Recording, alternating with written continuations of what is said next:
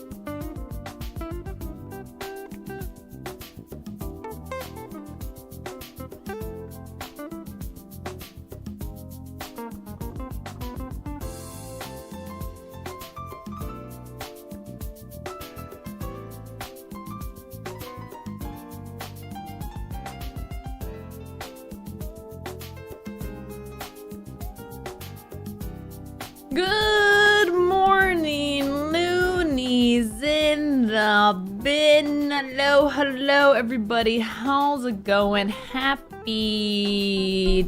Thursday. I'm so not used to saying it that I'm like, what am I saying? How's everyone doing today, y'all? We've got a great show for y'all today. We're going to be doing some news recaps. We're going to have Sam Woodhall and BobDucknWeave joining us for a very, I think is going to be a very nice little crash course on streaming on YouTube. Not in a how to do it the way we talked about it last week, but more about strategy, growth tips, like how should you be thinking about streaming on YouTube? How does it differ from Twitch? So that any creator who is maybe they stream on Twitch, they're considering YouTube, they want to test the waters, they don't really know how to succeed or get some growth. That's going to be the purpose of today's show. So they'll be coming on here probably in the next 30-40 minutes. And we'll do that. And we'll probably do our news first. Do our little news recap. First and foremost, the best top news of the week. And there's something I actually missed with Twitch. Twitch is doing an experiment, and I did not. I don't think I talked about it this week, so we got that too. And maybe some things that we've missed this week. Let's see. What's up, Inspire? Hey, Pistol Whip, how's it going? What's up, Spider Wicket? What's up, Atif, Chef, Hero? Good to see y'all. Patrick, how's it going? Good morning. Catching up on all the chatter today. Seeing what conversations I've missed. You know if the Aiden plugin works with Streamlabs? With Streamlabs OBS?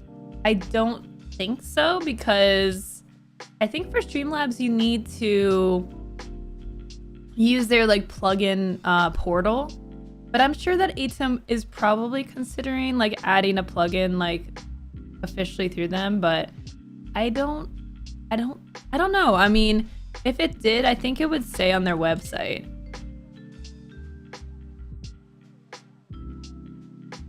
It just says ATEM vertical plugin for OBS 29, so yeah, I don't think so. Not yet.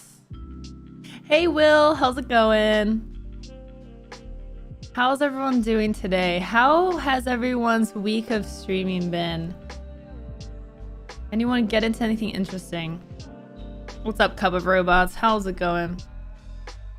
Feels weird to be on YouTube. Were you not here last week, Patrick? Is this your first time? Hey, Gun. Good morning. Yeah, so last week we talked a lot about like my experience onboarding and you know the differences between streaming on YouTube versus Twitch. So we're not gonna harp too much on that today. We did a lot of that last week, but you know, things like the Discord integration is pretty nice. So the same way, you know, when you go live on Twitch, you have like the purple dot and it says that you're streaming, right? Well, you can do that with YouTube streams as well. So that's actually right now. Let me bring that up here. So YouTube has the same thing, you know, it's got the purple little streaming icon, and if you click on it, it'll try to get you to boost the server. No, but if you actually click on this part, it says live on YouTube streaming growth tips, and then you can click the watch and it'll take you to the page. So it's pretty cool. It's a very nice, pleasant little discovery there, because I thought this was like only a Twitch thing. It's not. So to get this to work, all you gotta do is go to your Discord settings, go to the integrations tab, and the same way that you synced your Twitch account, you're gonna do the same thing for YouTube. So that way, when you go live, you know, so long as your Discord is open in your OBS, it will be able to communicate that you're streaming and this is where you're streaming to. It's pretty awesome. Big fan. Love it. YouTube just emailed about the Creator Music beta. Oh yeah, they're let me see if I have that email. Let me see if I have anything. I don't think so. If you have like a screenshot that's, you know, not sensitive, then I would be more than happy to look at it. I have a creator monthly newsletter.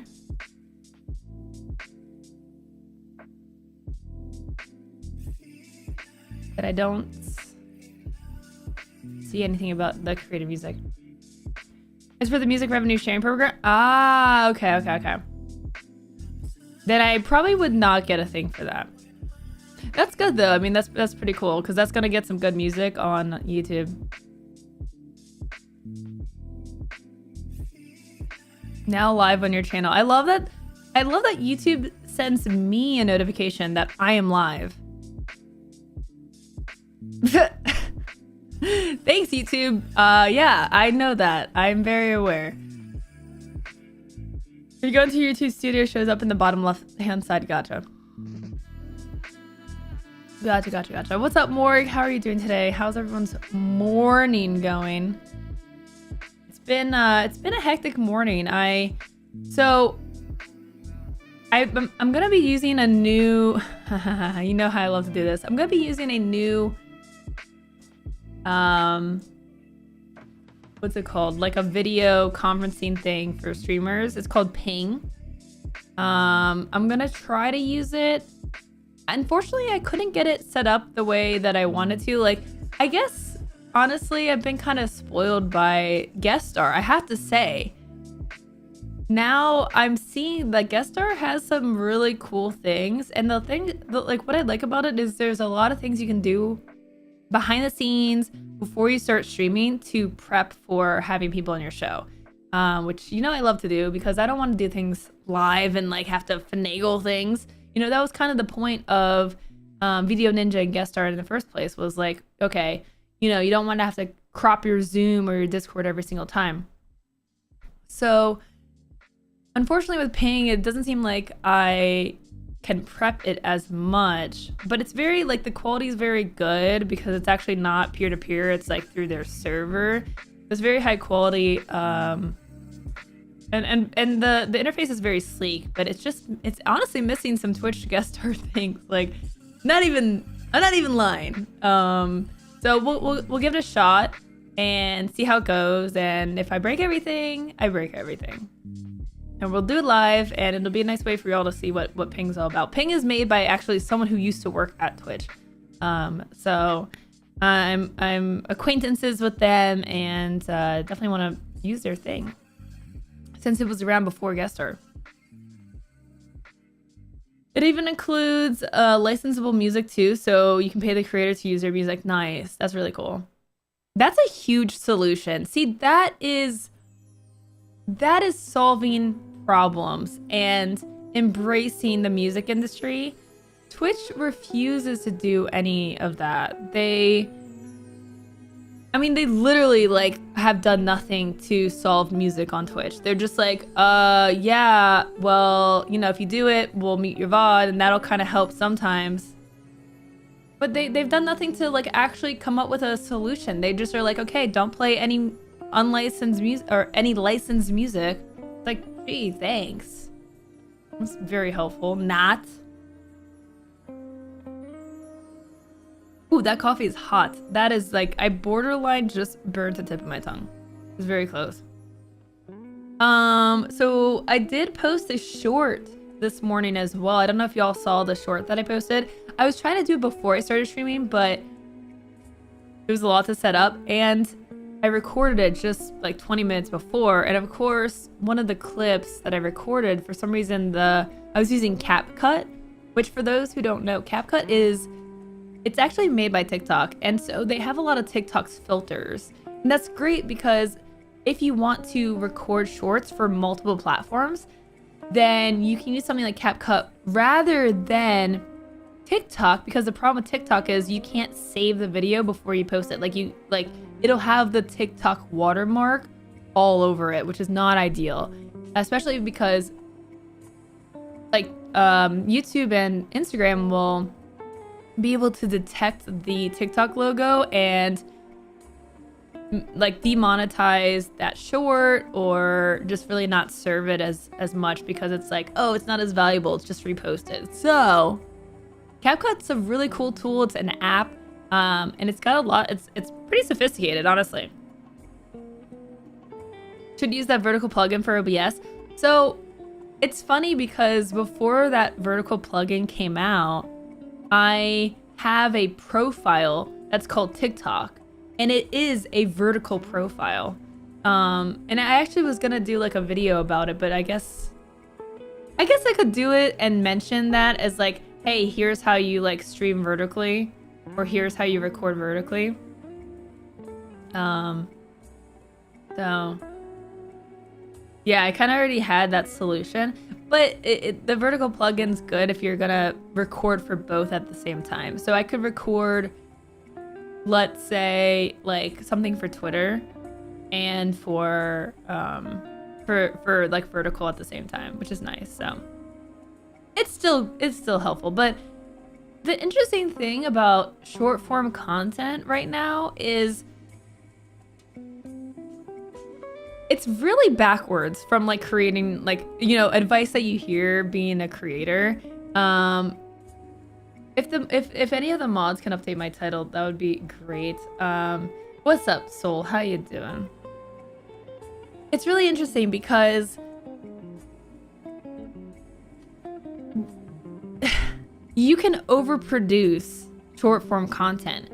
And in fact, it's, I would say, almost, maybe, likely, probably better to post content that you recorded with your phone to like TikTok and Shorts rather than having like highly edited videos, because that's kind of how TikTok came up, was just anyone can record, and it feels authentic. And if you produce and edit your shorts, it actually comes off as like being an ad.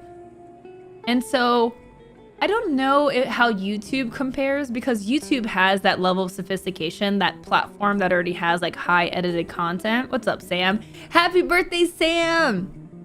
Everyone, wish Sam a very happy birthday. I mean, you'll see him here in, you know, half an hour, so don't worry. But wish Sam a happy birthday.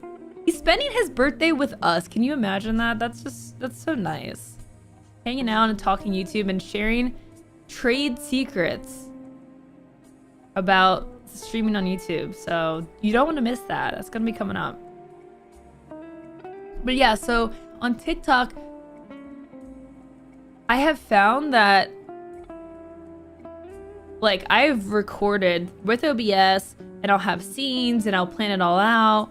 And I have found that if I just honestly use the green screen filter and I just take screenshots of like tweets, it does well. Like, it's fine. Like, people, like, it's great, you know? Like, I've had so many tweets pop off that have just been done with no effort. I mean, not no effort, but it's very minimal. Like, I can sit on my couch, find like the latest Twitch support tweet, screenshot it, do the silly little green screen overlay thing, and there's my short for the day. So it's been really nice because I've been able to post, you know, almost daily. I've been in a nice rhythm because, you know, you don't have to, with short form content, you don't have to like script it out and plan your scenes and do your edits and have your B-roll and do all this. Like, at least right now, you don't have to do that. Maybe we'll get to that point,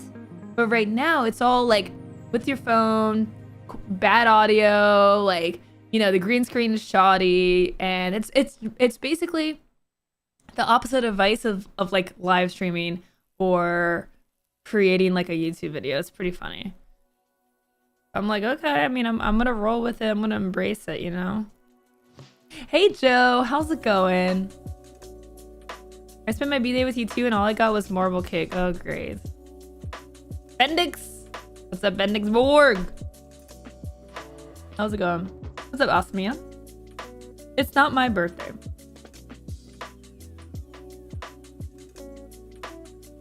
Wait, are you an Aquarius too, Sam? You're in the Aquarius range, aren't you? I mean, your birthday is very close to mine, so you've got to be an Aquarius.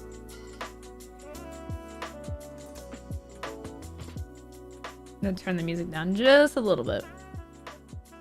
Thank God for Pretzel and having like a YouTube safe option. Like it's just a toggle. You just click the button and then your music is all YouTube safe. It's great.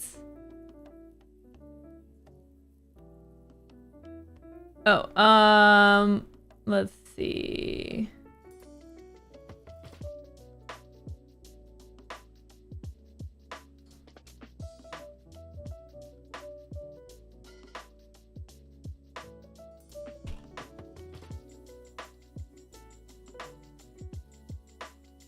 Okay. Getting people set up for the call here in a minute. What was I saying? Wow. Oh yeah, I was asking Sam about his sign, right? Aquarius sign. Until the February 18th. So yes, we're both Aquarius, Sam. High five. Boom. That's awesome. Does that make sense? I don't know enough about like astrological signs to know. Except like we're pretty stubborn and driven. And I don't know if you're stubborn, but I definitely know that you're driven. Aquarius says unite, yeah. I get fish moly free for a year on mine. No, you don't. On your birthday? No, then you'd always have fish moly free. Is there CC on YouTube?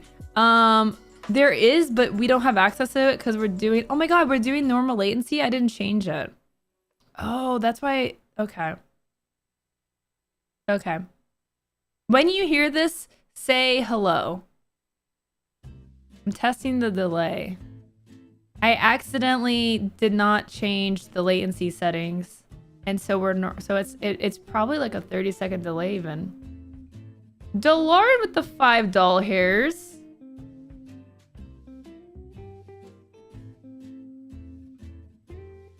Why didn't I not hear that? Oh, it is pretty delayed. I can't change it now. It's too late. We're committed. And the thing is, I don't think I can end the stream and change the settings. I don't know. What's up, Sam? Sam Bimes. Okay, so we're on a little bit of delay. That's okay. That's okay. We'll live. Delauren, did your alert make sound? I didn't hear it. I did not hear it.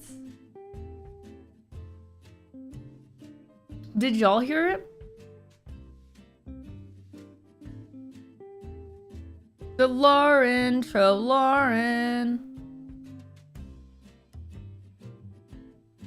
Brian failed me. You have to end and change the ultra low. Yeah, so it won't let me put the captions on, even though I can when it's normal latency, but I guess you have to set it beforehand. I'm pretty sure you can just refresh it without ending the stream. Inspire, I didn't reuse the stream settings because I set this up before I went live last week. So I'll see for the next one that I set up. No sound on the alert. Darn. I don't know why that is. Why is Lowco mute now? I'm not mute. Ultra low doesn't allow captions, but normal does, but now it's grayed out for me. So I guess you have to set it up before you go live. See, I'm learning, and that's why I am here doing this, because I learn something new every day. Like, double check your settings before you go live. Tape delay so the sensors can bleep any swear. I was, I kind of felt like it was delayed because I felt like there was like slow reactions and answers, and this makes a lot more sense now, and that's fine. This is how Twitch used to be. Back in the day, it was standard to have a 25 to 30 second delay. Because really, Like, you want to talk about being totally lost about what people are responding to? I already get lost, like, when people are 5 seconds delayed to what I'm saying. Imagine being 30 seconds delayed. Oh my god. And then you'll reuse these bad settings and complain about it being a normal delay. Yeah. Yeah, probably. Yeah, this is like OG Twitch days. I wish you could turn on the captions like and at any time, but yeah, I can't. So I would like to see, like, if I'm going to stream on normal latency, I might as well see. It looks like I can't, so it's okay. Don't forget, if you're here, make sure you hit the like button. That shows YouTube, the algorithm, that this content is quality and you love it and you want more of it. So don't forget to hit that like button. Let's do... So I'm gonna do a going live tweet, but probably not until like 10 minutes before the actual like interview starts. Okay, what is happening here? What is happening here? What is happening here? Okay.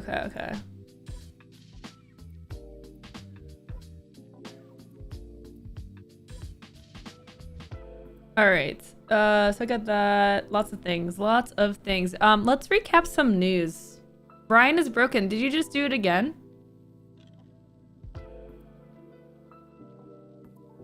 I'm trying to think of why. Does it make the noise? Like, does it make the like the alert sound without Brian? I'm Lowco. Hello. Well, that worked. The soundboard still works. And let me actually, you know what? I could pull open my Stream Elements alerts and see.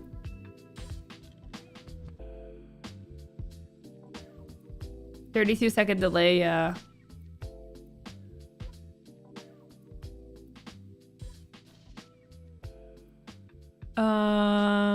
Does this still work? So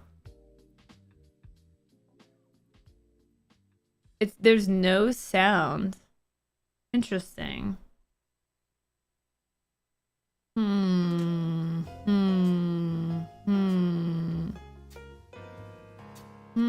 Interesting. That is a conundrum.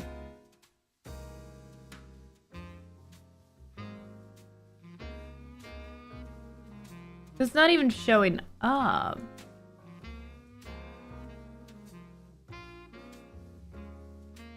A mystery we must solve.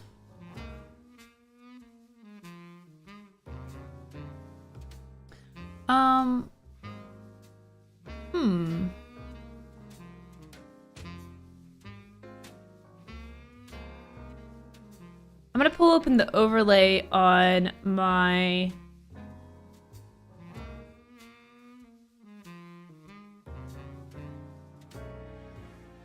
I'm gonna pull up the overlay and see if I can get it to work. Let's see here.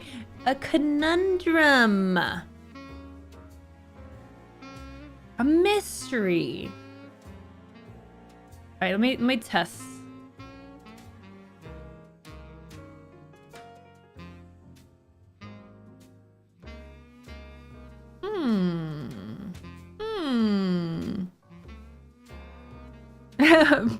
There's a Brian in YouTube.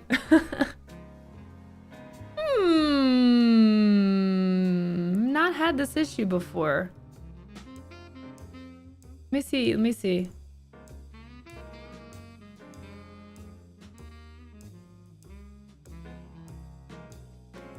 Wait, it said alerts emulated, but no sound. I saw something. But alerts are muted.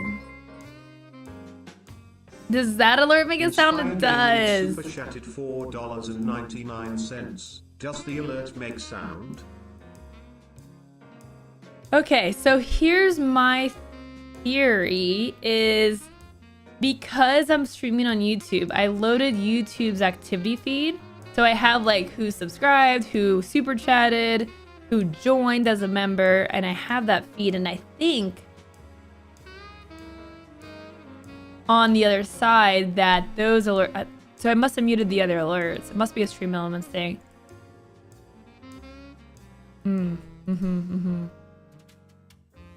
Echo on the alert. It's probably just because my speaker was loud. That's all. Thank you, Inspired. Thank you for the $4.99. Thank you very much. Look at you at the top of chat. All right, so let's see. Let's get into some news, and then we'll have our interview. So first of all, let's just do a little recap on what we've talked about so far. We'll talk about the big thing that we talked about yesterday. Yeah, Skomar, we need a mod to make commands on Stream Elements for that. Need a streamer square command.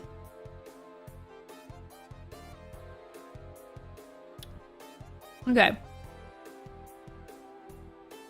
So the biggest story of the week was this tweet going around. This is a contract by charity fundraising platform, Soft Giving.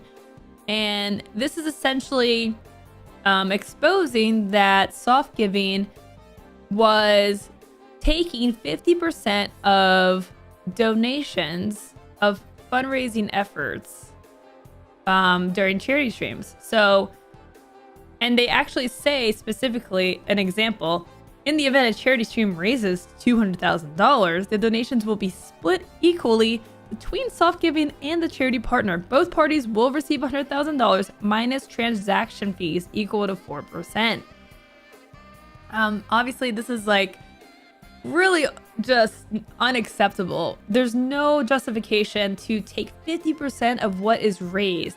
And the reason why this is such a hot topic right now is because Twitch streamer Hassan Abi, actually has been raising money for Turkey, the victims of, you know, the earthquake, and has raised, I think, over $1 million at this point. And through Soft Giving, essentially that's saying that half of that is going to be given to the company. What did the company do to deserve 50% of what was fundraised? Soft Giving has yet to make a statement. They tweeted that they were going to make a statement today.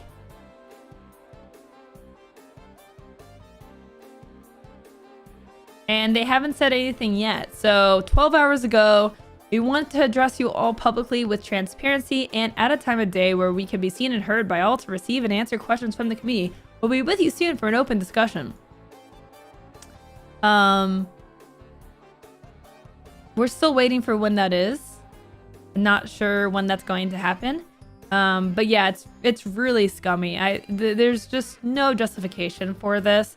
And it has been called out that the co-owner of Soft Giving removed, I Am Brandon removed co-owner from his bio and hasn't said anything, but he did say that there's going to be a statement made today. So we'll see what happens.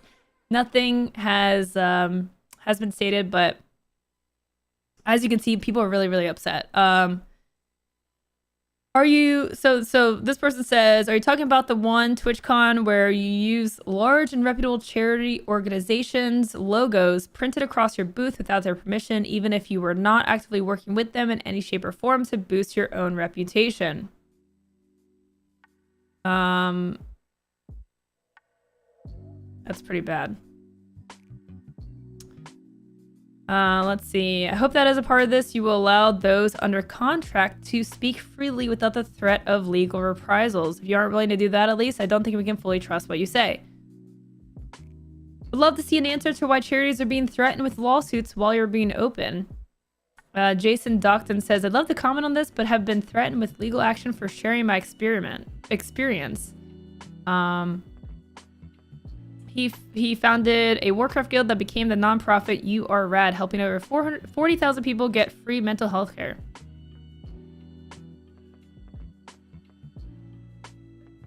So,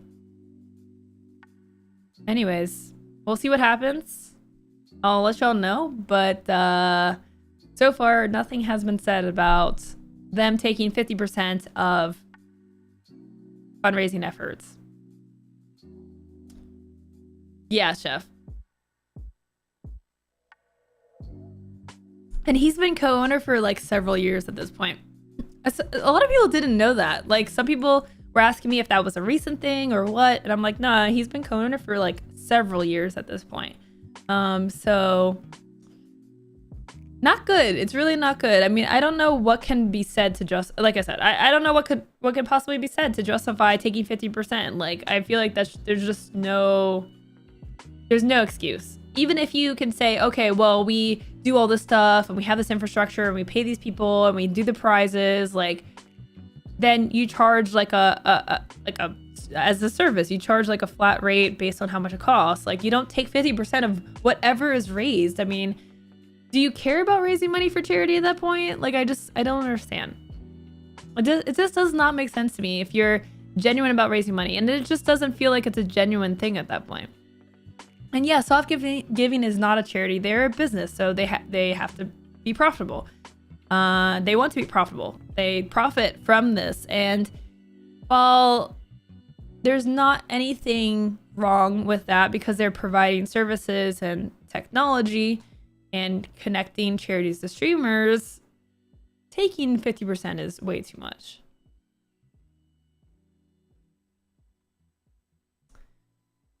Yeah, more. Pretty yikes. What's up? Just plain Dan, how you doing? 50% is wild. I don't even know what Omaze is. For non-celebrity prizes, the charity gets less than 20% of the money raised. What the heck?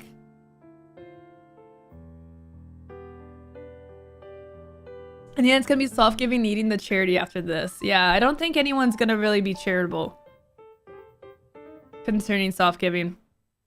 But it is, you know, almost noon Eastern time, which means it's almost 9 a.m. Pacific. I mean, the time is nigh. Hey Veronima, welcome to your first YouTube stream. Welcome on in. Make yourself at home. I hope you enjoy it. And definitely, I would say the number one thing I would do is play around with the video player and see that you can actually scrub through. You can pause it, you can rewind, you can fast forward to catch up. You can watch it at a higher speed.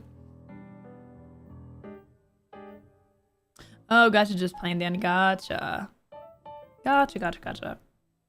So yeah, that was the biggest scandal of the week. That was really going down like Tuesday night to Wednesday, so it'd be interesting to dig into other charities in the gaming space and make sure they aren't doing the same.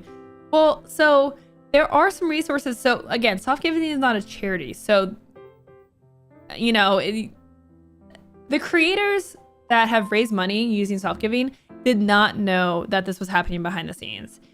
This was highly NDA'd. I mean, this was a leaked contract.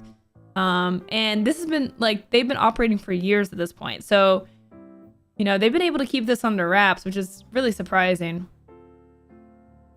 I am Brian. Yes, I am. I'm streaming at, I think 7,500-ish. I should turn it up even more. Can I turn my bitrate up more even now? I think I can while you're live. I know there's some things you can't change while you're live, and there's some things you can. I wonder if I can change my bitrate without crashing my OBS. Yeah, it looks like I can adjust it. Let's go 9,000. Let's go higher. Higher. We'll see how that ends up looking. All right, we're up to 9,000.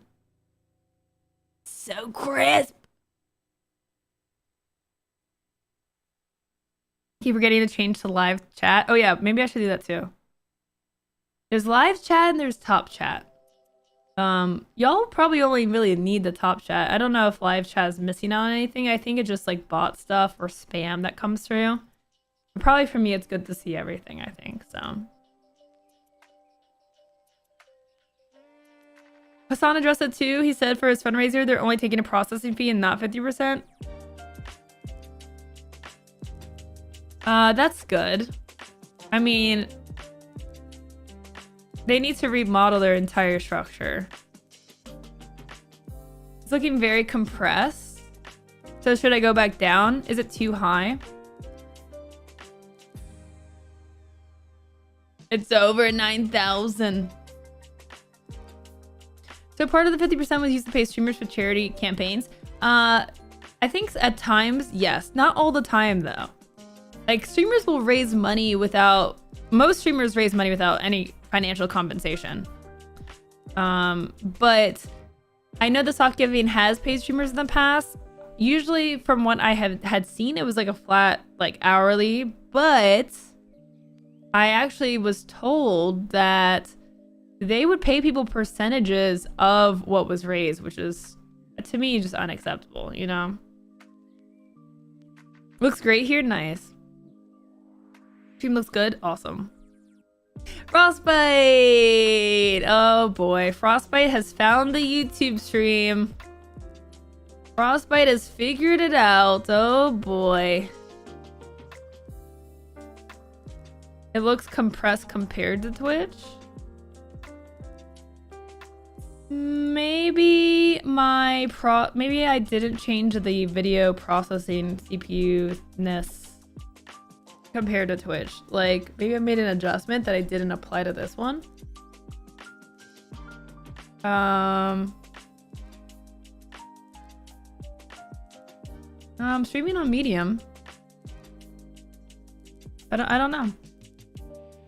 I would definitely check your quality settings, make sure you're on 1080p, because sometimes it'll auto change down. I was here last time. Oh, were you? Well, thanks for subbing anyways, Frostbite. Hey, Nautical, how's it going? All right, y'all are just in time here. Let me get the going live tweet out. Let's get ready for our interview session. Like I said, I'm gonna be using ping for the first time, so bear with me. You know, I don't know if it's gonna work or if it's gonna break, but we're gonna do it live today. We're doing it live. I'm gonna prepare the going live tweets and get that ready as well, so people can get in here, because we are starting on time. I do not want to waste anyone's time here. I want to be prompt. Strategy and growth tips for YouTube. Why am I doing weird caps? Strategy and growth tips for YouTube streaming.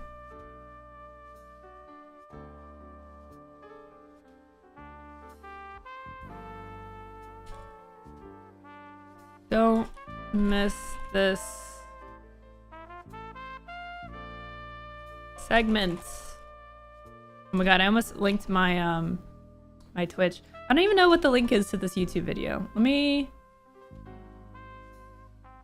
pop it open and get the link. There it is. There it is.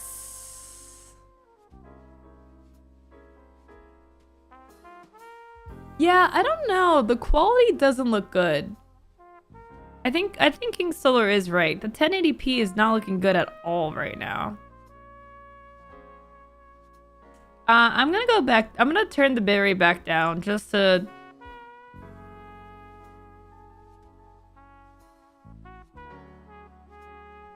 It's on 1080p. I did read a few threads of people with similar issues. It does not look good.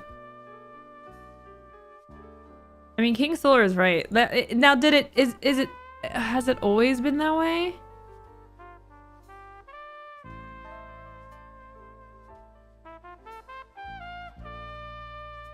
Yeah, it has. The whole VOD is like that. That's weird. My encoder is 264. Rate control says CBR. Bitrate 9000. CPU is medium. I noticed it on the first stream last week. I'm gonna do a slower preset. I'm gonna go slow. I don't know. This might like lag, but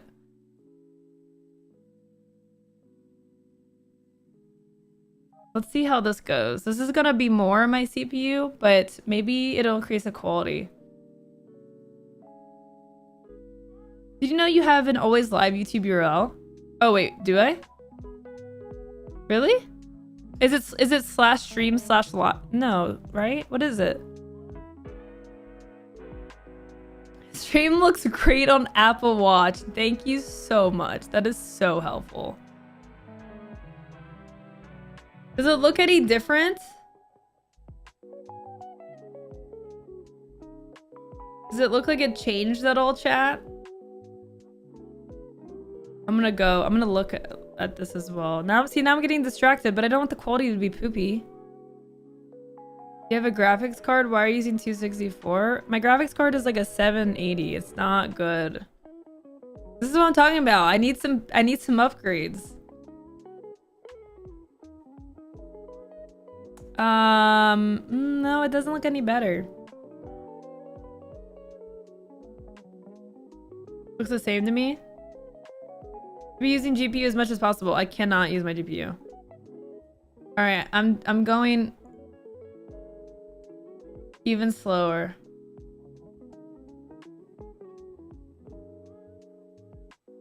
I'm going slow. Yeah, I don't know.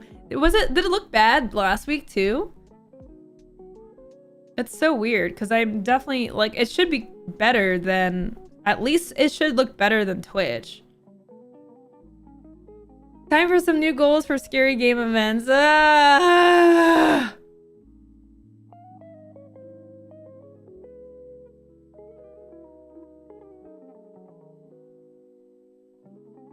I don't know what my delay is. I'm watching my own stream to see. I think it looks a little... See, isn't the HD button supposed to be red? I feel like something's not right.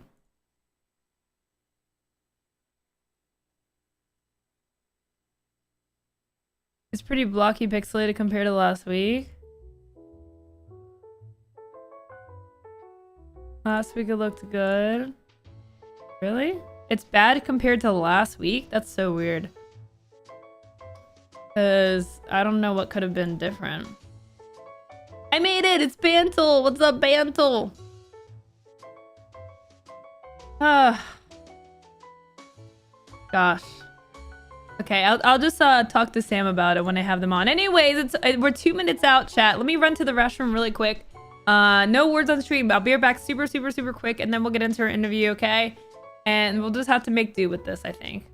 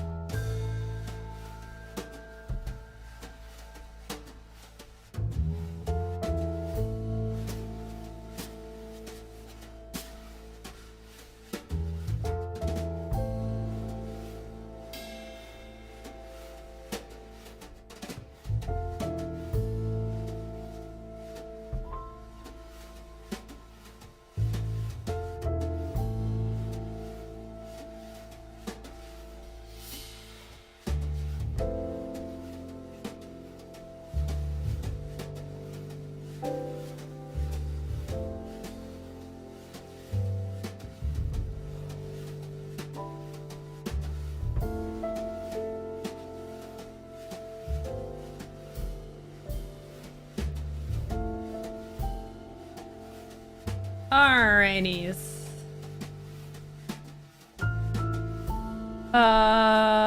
Oh, they requested to join here. Okay, so we are going to... Let me tweet this out.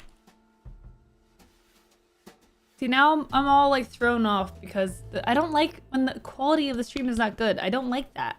It bothers me. Ah! It bothers me. And now I'm like, ugh, distracted by it. I need to just get over it, I guess. What's up, Charles?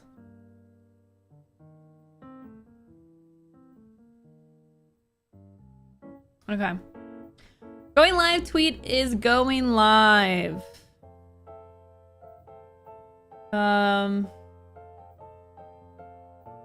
Many dang on tabs.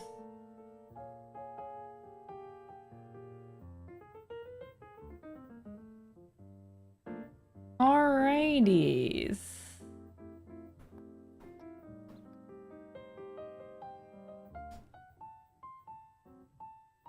How do you change your name color? I don't think you can. I don't know. Everyone's gray. You're blue. Subs or members are green.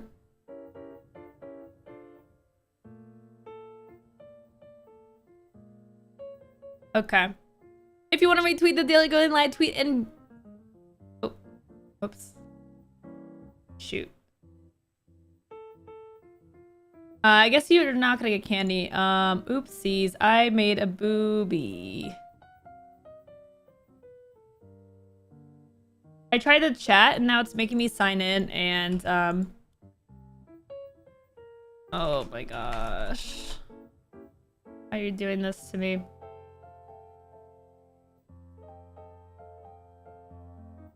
I am the streamer. Let me chat.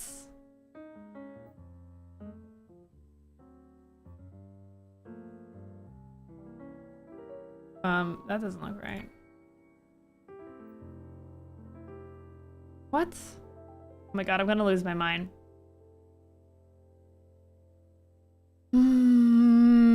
Okay. Copy. Password. Why is this the wrong password? Oh my god, log me in. Oh my god. Freaking two-step!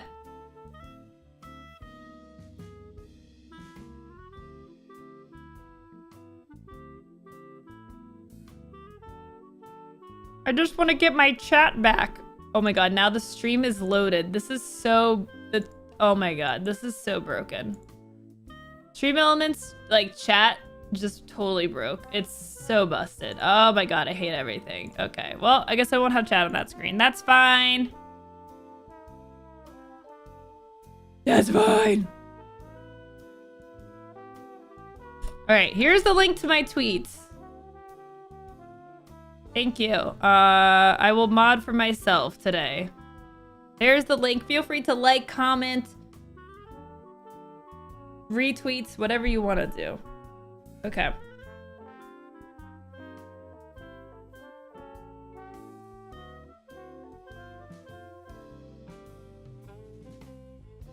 All right, let's do this. Let's just do this.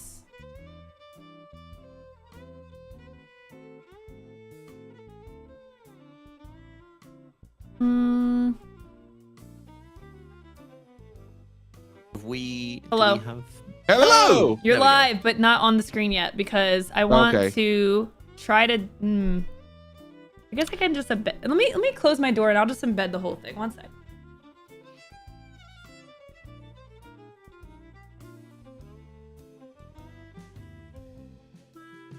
On air editing right now.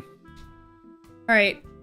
We're gonna get a different camera angle for me on stream. It's gonna freak everyone out. But it must be done because I don't want to set this whole thing up separately. So let's see if this works. No, it did not work. Cool. No. I'm so glad. Oh, it's cause how do I add you guys? Oh, this is no. Oh, okay.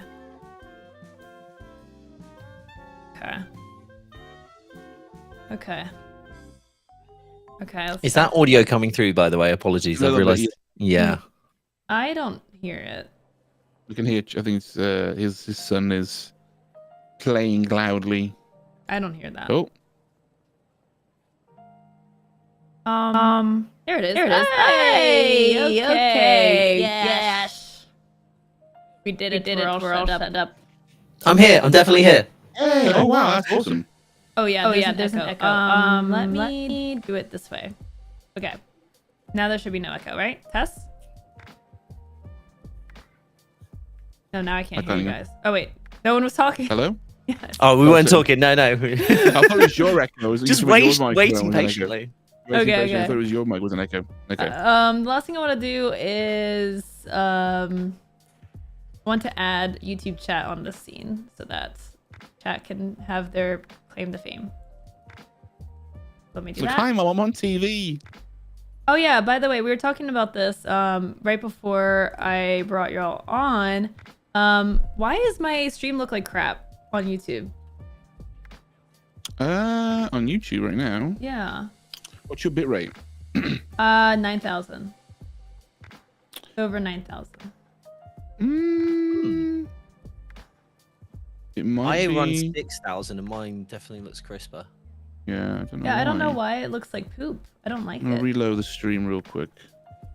I don't know how high I should make chat. I don't I'm know. not sure what it is. This is a great start. Sam, Bob, come and talk about YouTube and like how you're very knowledgeable. Why is my stream broken? And me, I'm just like, no idea. You know, I Well, that's figured an while I OBS have thing. you on, you know, like Yeah. my settings is it? are 9,000, and I even lowered my CPU to like Is slow. Is it CBR? Yeah.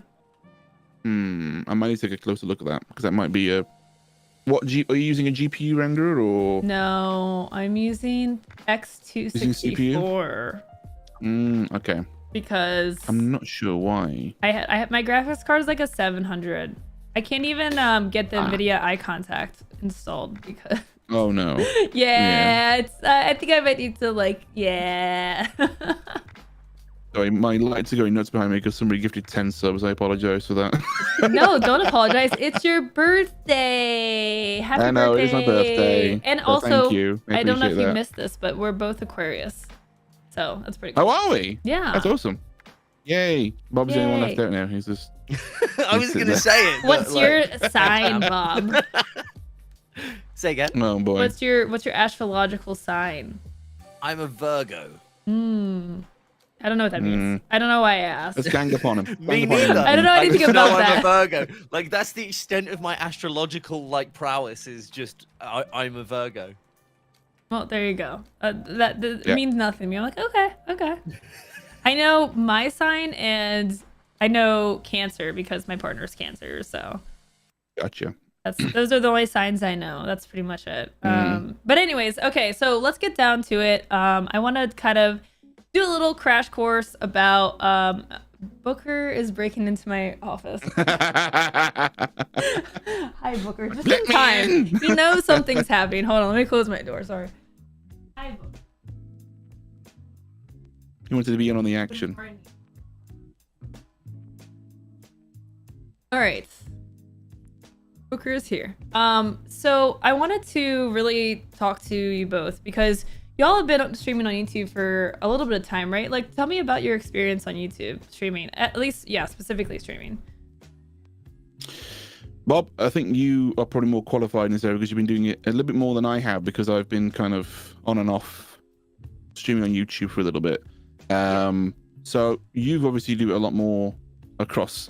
Well, explain what you do and how many you do, Bob, because I think the entire audience would love to know how many you where do. do we start? Like, are we gonna- so I think it's interesting because you especially think when you mentioned there was like just streaming, and I think that's like weirdly kind of against the whole YouTube like philosophy. Generally, how I see it anyway. The reason I started streaming on YouTube was because I was seeing traction from long form videos that I was doing and shorts that I was doing that were bringing people from YouTube over to my Twitch channel. So I was streaming on Twitch, like I streamed on Twitch after Mixer. And then as I saw that growth kind of happening, I was like, oh, this is fantastic. I'm actually getting discoverability happening within my brand because I'm having this multi-format like growth strategy. And I was like, that's great. That's working fantastic. Awesome. Loving this. Then I'm like, well, hold on. Well, why am I putting a step in there. I'm a UX designer by trade. I did it for like 18 years, and the biggest thing they say is stop putting steps in between, like between you and your customers. So that was what I said. It's like, why am I doing this with Twitch? Like Twitch, yes, Twitch is the place to stream, but like YouTube is the video place, right? That's where everything is. So for me, I was like, okay, well, I'm actually going to move over to YouTube and start streaming over there and see how that goes. And what I ended up finding was my view count pretty much doubled, like almost instantly. So by comparison, I did lose some, and this is like always the thing to consider. Obviously, when you move platforms, when you change platforms, you always tend to lose some of your viewership, because obviously not everybody follows you on like all the places. But generally, my growth was just really, really strong there by comparison, and to the point now where I think I only really use Twitch as a place where I can stream, well, now horror games, but like, and just like things in the evening and stuff like that. So but I have 4 YouTube channels. Oh my god. But I actively am focusing on 3. So last year I focused really primarily on 1. I had, which is my gaming one, my main gaming one, which is like Marvel, DC, Star Wars, geeky kind of gaming content. And then I had another channel, which is very much what yourself and Sam do in terms of helping content creators. So and that was another brand, and that's the other one I was kind of focusing on.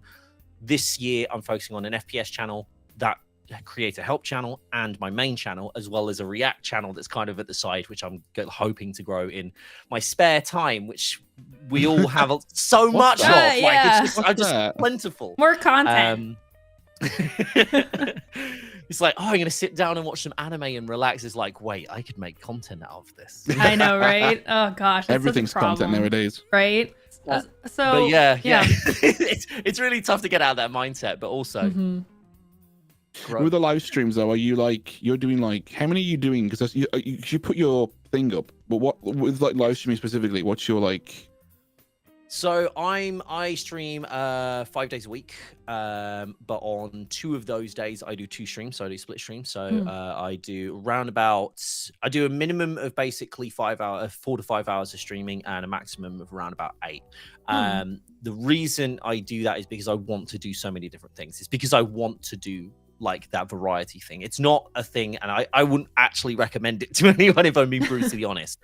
But for me, it's like I've come from, I struggle to focus on a single thing, but if I can have a channel where I'm going, okay, well, I'm going to put that content on that channel, that content on that channel, that content there, it allows me to do variety still and grow multiple revenue streams. Because what a lot of people don't realize is like when you're doing this, it's like Twitch, you can do variety, and it is, I think generally, I think it's fair to say that variety is a little bit harder to grow, especially in gaming. When you don't have a very specific topic in content creation in general, it's harder because you're going for a much more mixed audience, and not all of that audience will always watch everything that you do.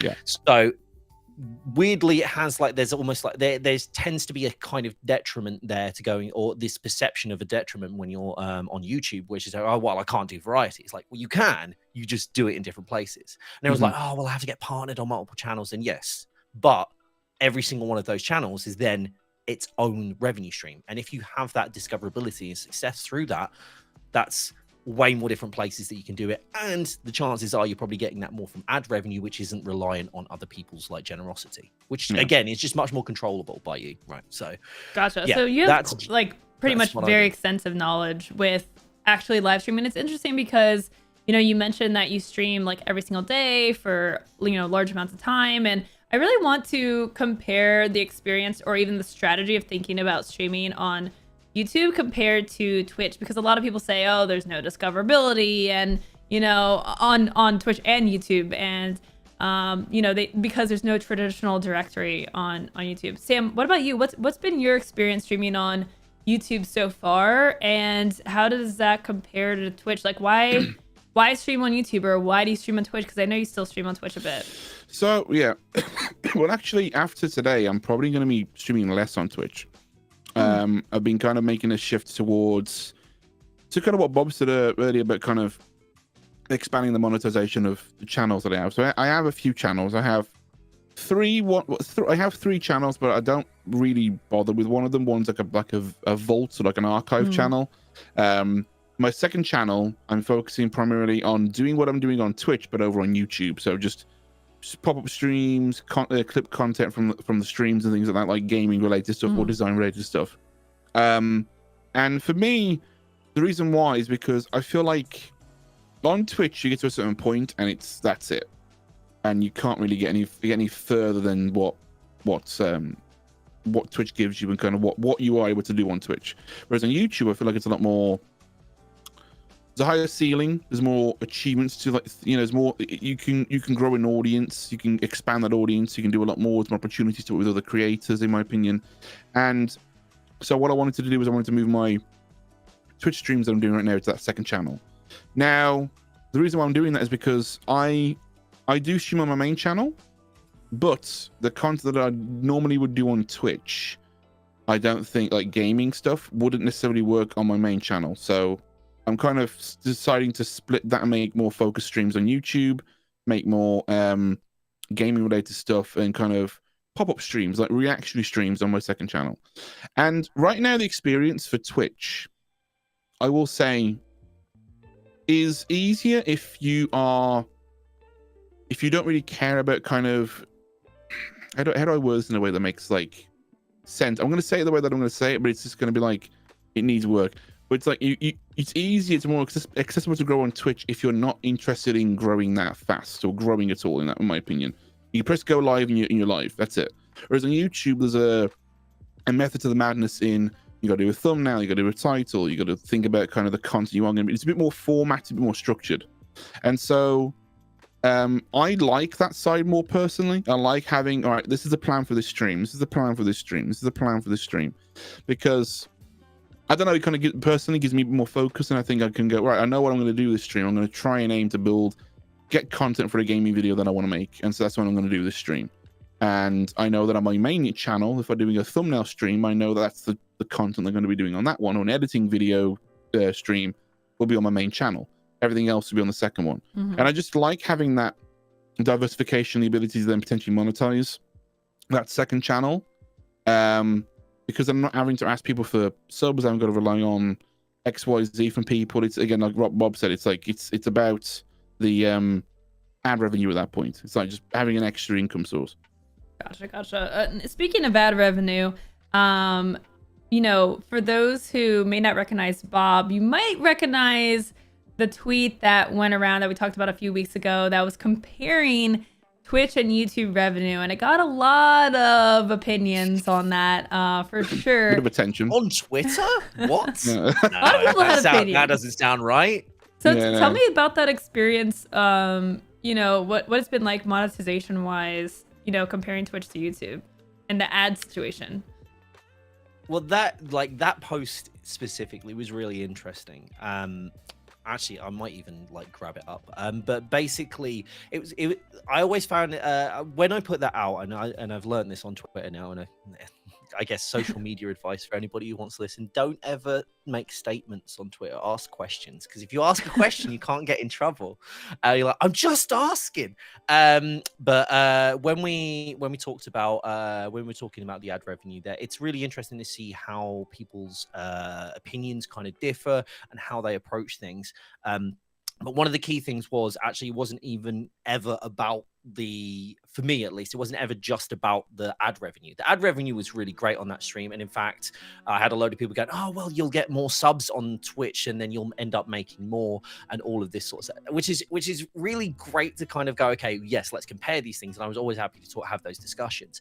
But what people were kind of missing was the actual experience that the whole thing that has been delivered as an experience. When you go onto YouTube, and this is what I was trying to highlight, it's not one data point. Everybody focuses on a single data point, the one that's most important to them, and it tends to happen, right?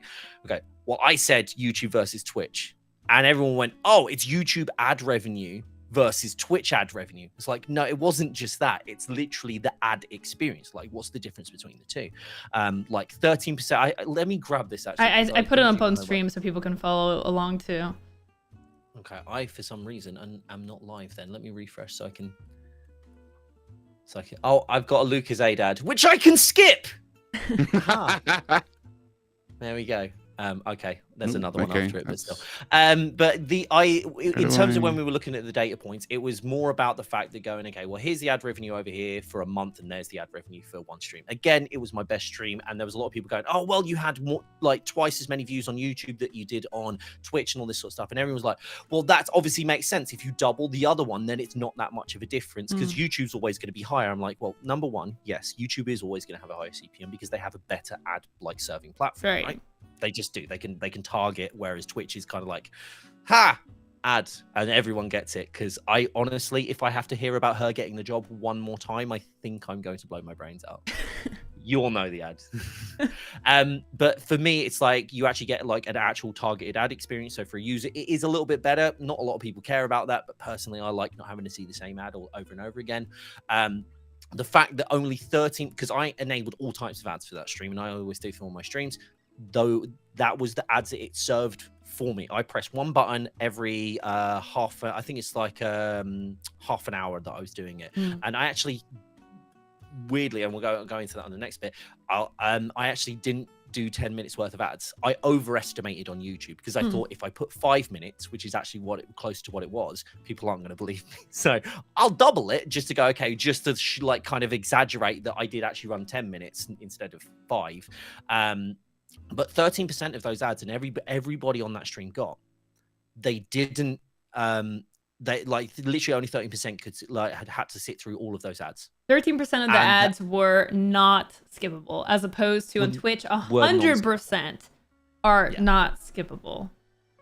And that's if you don't have, like, for example, like, and again, like, this might sound like I'm plugging it, but like YouTube Premium, and this is what I really like about it, because everyone goes, well, some of them were still unskippable. It's like, okay, Ferry, I get that. And you're like, yes, you still get ads. I understand that. If you subscribe, you don't miss ads. I understand that. I get all of that. But from the perspective of, if from a user like case point, if you have Twitch Turbo, which is still available, but no longer, like, you know, they don't really advertise it that much on Twitch as far as I'm aware, that can remove all your ads from Twitch, and that's fine. You can remove them from everywhere. But if you do that with YouTube Premium, you can remove them from all your streams, but also all the videos that you have, and also you get like access. I think you get access to like free access to like some of YouTube music and everything like that. The value there is just so much higher because everyone uses YouTube. Right. Chances are, if you use Twitch, you use YouTube, right? Yeah. But if you use YouTube, that doesn't necessarily. There's a high chance of you using Twitch. Yeah. So I think Tim the Tatman did a great thing. Actually, I was actually thinking about this the other day, which was everyone knows what YouTube is, whereas not many people know what Twitch is. And I think that's the difference between kind of the two platforms in that respect, is that, you know, a higher majority of people are going to know what YouTube is in comparison to what Twitch is. And that's just because the nature of the platform and the creators that have been born from YouTube, like Mr. Beast, PewDiePie, Mark, like everyone knows those people. If you mention those creators, Ninja probably gets recognized more as a YouTuber than a Twitch streamer, which is crazy. That's fair. So tell me a little bit about the process of like achieving growth as a streamer on YouTube. Like, what are the things that you think about when you're going to stream and you want to gain more viewers, you want to gain more subscribers? I'll pitch my bit and then I'll let Bob talk, because I know he's probably got some thoughts. But we share similar thoughts, Bob and I do. But I think when it comes to growing on YouTube as a streamer, the first mistake is thinking that you can only just stream. I think is the biggest one, is that it's the whole kit caboodle you need to do. You need to do shorts. It's no longer a case of doing short form or long form or live. It's a case of doing short form and long form and live. It's a case of doing all three and finding a balance with that. I think it goes back to what you said earlier, though, when you're talking about the what you want to do on Twitch. You just want to fire up a stream and play games. Yeah, exactly. If that's what you want to do, then Twitch is great, like fantastic, and you build a community on Twitch. If you're doing it on YouTube, you're building an audience. There's the difference. And when you're looking at it, if you were, and I know Sam specifically triggered people with this statement. You're not, if you're on YouTube, you're not there to stream. You're there to create content. You're a content creator, not a streamer. Streaming is a factor, it's a part of that. But if you really want to succeed and actually grow on YouTube, you need to hit all of those data points. Again, I still think long form and streaming can work, but if you want to get that accelerated growth, the same way you would if you post on TikTok, if you're on Twitch and you post on TikTok, it's the same thing, but it's all in one place and it feeds into itself. Yeah. So you have a good short, which then shows that you're live. Like if you have like a short explode whilst you're live, people are like, oh man, I saw that you were live. I just saw that crazy, like, you know, sniper shot you hit in Apex. I just wanted to come and see you, like the streams. Like you seem like you got great energy, which has happened before to me. And I play a very unpopular game, like me. So popular dead game right now as yeah, well. it's even dead, and it's still like getting like, you know, 100+ viewers. So I play Avengers, by the way, for everybody. If Avengers, Marvel Oh, Avengers. so literally dead. Oh, Literally dead. But it's still, even now, like it's getting like I stream and I'll still get 100+ viewers, and so it's. I think that's the thing as well. Like when you niche down on certain things on YouTube and you like approach things from a creative perspective as a content creator, go, okay, well, I'm going to create some interesting shorts that might be stream clips, but they might also create original content that is to do with this, like with the topic. Or I'm gonna, oh hey, did you know, like for one of my FPS channels, like, hey, did you know you can extract in DMZ by landing on the helicopter? And it was like, whoa, you couldn't do that. And then it's like, everything, all of that feeds into it. That short form will feed into people wanting to see your long form videos because they'll get served those more. Their long form videos, watching long form videos, will feed them into getting to see your streams more. And I think it snowballs. I think that's interesting because, you know, that's kind of been the go-to advice for Twitch, you know, as of late is, hey, if you want to grow your Twitch stream, you actually have to post on other platforms. You have to post short form content. You have to post your clips, it's the only right? platform that says that. Yeah. And the thing is, it's like, so as a creator, if you want to grow, you're trying to grow your Twitch stream and you're doing these things, you're posting on TikTok, you're tweeting your clips. The difference is your funnel is a different platform trying to get people to go to Twitch, right? So it's like two different platforms. And on YouTube, it's the same process, the same things you need to do, but it's all integrated. And so everything feeds into each other, like Bob was saying. And I think that's something that a lot of creators are missing out on. If they're thinking about the big picture, they're thinking about growth, is like, you're already having to do that work. You might as well like consider experimenting with a place that does all of those things already. With a much bigger audience, by the way. It's an ecosystem at the end of the day. It's one thing feeds into another than that, you know, it's a perpetual loop of like, okay, create content that's going to feed the audience what they want in all formats. And that's the idea behind it, is like, your audience will still, you know, your audience might enjoy long form or short form, but if you provide the same kind of content across both of them, a long form audience member might enjoy watching a short form video, which is, you know, that's the idea. You're providing the content for the audience rather than, you know, just doing what you want and streaming whenever you want. I hope people show up and want to actually like hang out, right? So what matters on YouTube? Like what are things like that? Like, you know, on Twitch, it's like, okay, to get discovered, you know, the game matters, and, you know, you can use your title and tags, and that's pretty much the extent of it. Like, what are the things that matter with a YouTube live stream? I have a statement about that, and I think it's everything else but the stream. In my opinion, I think everything else but the stream matters. Like having videos and shorts matter more than the live. It's in a weird way matter more than the live stream itself, because again, it's really about building an audience. So like as a standpoint, I know one of the arguments is that YouTube doesn't have a clean way of viewing streams, of finding streamers, of finding stuff. Well, if we break that analogy down and look at the problem that it creates on Twitch as like a kingmaker system, the people at the top stay at the top. And the problem with that in putting it on YouTube is that if that was the case, Mr. Beast would always be at the top.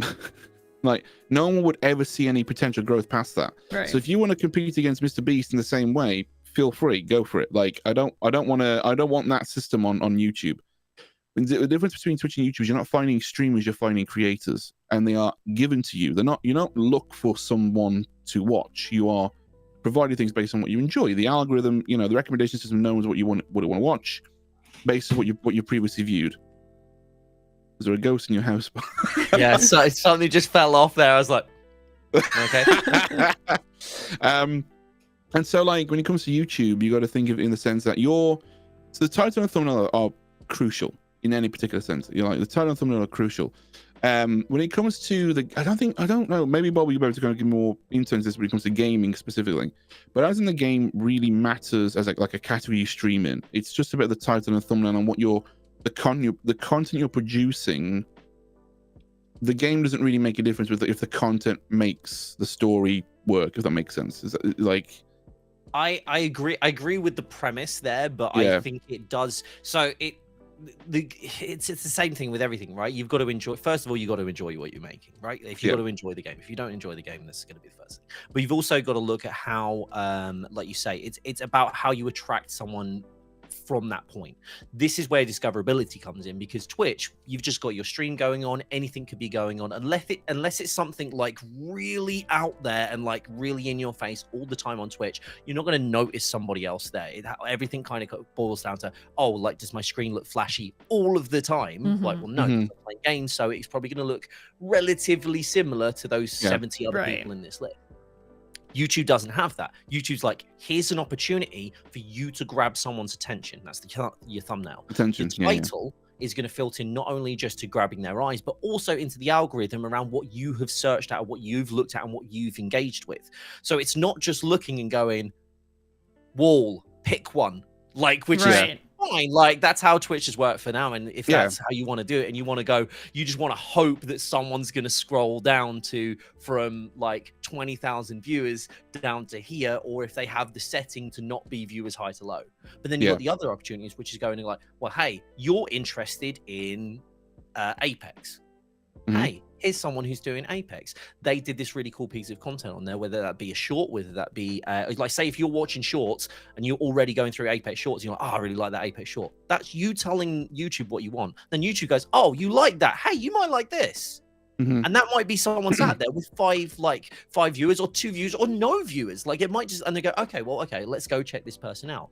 But you have the opportunity there from that point to go, okay, well, I can create a cracking thumbnail to bring somebody in, and a really good enticing title. Like, I don't know, in Apex, like, I think Sam gave a really great example before, like, only Mozambique's. Like, someone would be like, oh, all right, let's see how this goes. You've got that opportunity to tell them straight away. On Twitch, you do get the title, but how many times have you read? I actually did come with a title for that if I was going to do a stream. I did come with a title for it if I was going to do it. It was like, this stream ends when I get a win with the Mozambique. That was what it was going to be. Like, then that is like, you can be streaming for hours then, you know, or you know, and you that's the kind of entertainment value you can bring, you know, and you can create it with a thumbnail. You haven't got to do the traditional, like, you could have like one of the Apex characters falling asleep while trying to kill, you know, that kind of thing. It's you be creative with a thumbnail, and that's the difference between. But one of the big things that I think is important is like, as Bob said, we're like, it's a sea of the same stuff on Twitch. Go to any just chatting category, go to any Apex, and you'll see exactly the same looking thing. Yes. Especially with games, because it's like, how different can a thumbnail look when it's auto-grab? It's gonna look the same. That's like so much valuable real estate that could be used to distinguish your stream, right? So I think that's like an interesting thing about YouTube, and I think every streamer that wants to try streaming on YouTube should be thinking about thumbnails. I mean, you already have to think about that if you're making videos anyways. So you might as well apply that to also think about, like, even if you are an Apex streamer, coming out with a couple of variations that you can rotate through, and then look at your analytics and see like I guess you can probably measure your impressions and your click through, right? And you can see what thumbnails typically are getting more people clicking on them.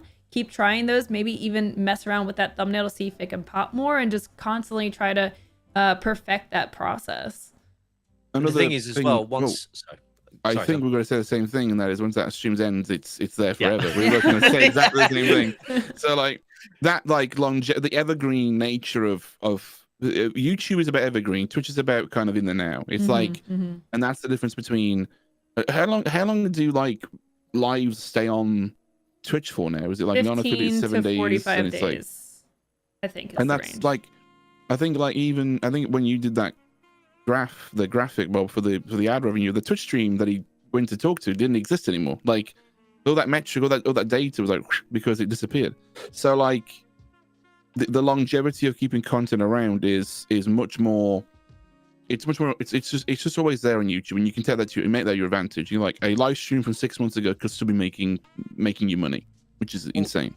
This is the thing, isn't it? Because like, when I actually look at that graph, like 4,000 of the 23,000 views were post like stream. So I've got 4,000 more eyeballs on my video after the fact. You don't get that on where are people going to find that? if they're already following you, if they're already engaged with you, to go and check out your VOD, or if your VOD went viral on another platform. That's Like the thing too. Like the only way you're bringing someone to watch your VODs on Twitch is if they're already engaged with you, or if they've seen it somewhere else. And the thing is, like, even if you were getting views from your VODs on Twitch, which again, there's no discoverability, there's no like serving of VODs, right? The same way that YouTube has, like, they're gonna like if it makes sense for you to see it, they're gonna show you the VODs, right? And so even if there were views coming in, I don't even think Twitch gives you that data of like what happened during your stream, how many views did you get during your stream, and how many have you gotten since. And YouTube actually does show exactly that. It shows you can fine tune the analytics, to show like a ton more to it. What did you get during the stream, and like even the like tracking that over the course of the stream, and then what has happened since then, which is really nice to see. Like, so for example, let's see, if I look at like the stream last week, which was my first live stream, I got 242 views since it was published. So that was after the stream was live. Now, if I look at since it was uploaded, which is like when the stream started, it's gotten 660 total views. So literally like a third of my views on that VOD has come after I did it. And so it's still working for me. And let's see if there's anything else that's been valuable. Probably earning revenue on that as well, like after the fact as well. Like there's it's some gonna revenue, make it, there's subscribers, it contributes to your watch time as well. So that's another advantage if you're trying to make YouTube partner, streaming on YouTube, and that post VOD watch time all adds into your hours to reach that partnership. As long as it's public after you finish streaming, I will have to add that in. If you want to list that stream, those hours don't count. So if you are going to be doing streaming on YouTube, make sure you keep the VODs public, which now they've separated the categories for all the content, it's actually quite nice to do that. So you're not going to have like a full video list of all your streams. You can split them up nicely. Nice little tabs for that. And contrary to popular belief, because I've had so many people ask me that on that post, delisting VODs to help your channel if it was a bad stream is not a thing. Like YouTube have come out and said that it does a bad live stream, bad being objective obviously, but like subjective obviously, but having a bad live stream or a live stream that doesn't perform well will not affect your long form video, will not affect your short growth, it won't affect any of that. It's not going to affect your, it's funneling down from like shorts and long form into your live stream. It's in their own bubble. It's like That's good. So yeah, shorts. Essentially, the way that I think anybody, if you're looking at doing a multi-format growth strategy, you should be looking at shorts. Are not necessarily, even though there is monetization, realistically, don't look at that as a format to generate revenue. You want to look at that as a form to generate audience. So audience from shorts. Revenue from long form, as in like watch time and revenue from long form, and community then building community building, from live. Community, like the community tab is insane. Like, it's so underutilized. Like, it really I did is. a poll. I had like 1,700 people interact within the first 3 hours. I'm like, community posts work exactly the same. They get recommended. Community posts to work to people that have seen your videos that aren't subscribed. So it's not just for your main audience. It's for people. I can scroll. If you go on mobile and then you watch the video and they've posted a community post, you'll see next to the name subscribe if you're not subscribed to them. So the content is being delivered to you because you've engaged with other kinds of content, whether it's shorts or long form or even live. So it's like, again, ecosystem. It all feeds into each other. That's really cool. I didn't even realize In fact, let me check my dashboard real quick, because it will tell you I've gained, because of my my dashboard here, and show you real quick. While Sam's looking for that, there is a point that, and I kind of want to jump back to something you said earlier, where we were saying about the ceiling of YouTube. A lot of things, and this isn't intended to be like fear mongering anyway, but what I would really like creators to start realizing is YouTube is Google's biggest product. It's their biggest thing. They have more invested in YouTube as a platform than Amazon ever will with Twitch. Like there is no comparison in that regard. If Amazon turned off Twitch tomorrow, they'd be like, oh, well, YouTube, if that was the turn off for Google, they'd be like, oh no. It's the Jeremy Clarkson movie. So that, oh no. Anyway, for Twitch, for Amazon. but for YouTube, for Google, it's a big deal. Yeah, for sure. Just plain Dan asks, where's the community tab? So that's gonna appear on a YouTube channel if they have done any community posts. So that's one thing to keep in mind. If you haven't done anything in the community tab, like you haven't posted anything, then that tab doesn't appear. So I did not have that tab until I made my first post. So look for that if a channel actually has content in there. Yeah, and I gained in the last 28 days. I've gained. It's not many, but it's still some. I've gained 2 subscribers just from the community posts on YouTube. Interesting. Polls. If anybody, Polls. just general advice, polls. Do all the polls and do all image polls because people love to engage with polls. And and what you'll find is you might not get as many likes on your post, but people are engaging and seeing you more. And the more they see you, the better exposed you are. It's a discoverability mechanism. So just use the thing that gets the most eyeballs on you, and then you'll find you end up getting more subscribers from that. You can post funny memes for community posts. If you make a meme for your community and you post it as a community post, as like a funny little, like, you know, as a funny meme to kind of engage. We just don't bother with Twitter either. Get rid of Twitter too. Get rid of Twitter as well. Just use the community post tab on YouTube. That's so interesting, like, because it makes sense, right? So if posts are being served to not only your community, but actually to other people who might find it relevant, people who have engaged with the content in the past, polls are a very easy way to get engagement because people want to have their opinion, right? They want to share their opinion by clicking a simple button, right? They click an option, and now all of a sudden they've engaged with your post. And, you know, they may not have liked a post in the past. They might read it and not, you know, plenty of people read things and don't like it. But if they've engaged with the poll, now they're a little bit closer to being served even more of your content. So I love that, and I'm glad that you shared that because that's really insightful. I haven't even thought about that. And the limit for there used to be a 500 subscriber limit on YouTube for community posts. That's gone now. So the community tab is available for anyone. So as long as you have I think you have to have a verified account. So you have to have like a within, like, you know, to like make sure you are. Yeah, same with streaming. So you need to like verify your identity to make sure you're not going to be, you know, stream botting or whatever to get loads of views, that kind of stuff. So that's like what that is. But yeah, what was you going to say? What was you going to say, Bob? I just wanted to look at, because I didn't even realize that I could check. I was aware of it, but I haven't ever checked it. Which is I went into my analytics and I've just looked at my posts. I've done one post in the last 28. I'm bad at community posts. Yeah. I have over 13,000 over 13,000 impressions on that, and over 200 likes just on one post. Wow. Yeah. And I have more or less the same amount of subscribers on YouTube that I do followers on Twitter. So that's actually really interesting data for me. That's really interesting. Wow. Okay, so I don't want to take up too much of y'all's time, but I do want to ask, in terms of consistency and having a stream schedule and like how long to stream for, you know, how does that compare to, you know, Twitch, where Twitch is like, you got to be live like 5 days a week, 6 hours a day, like. Throw everything you know out the window, in my opinion, personally, with that. Yeah.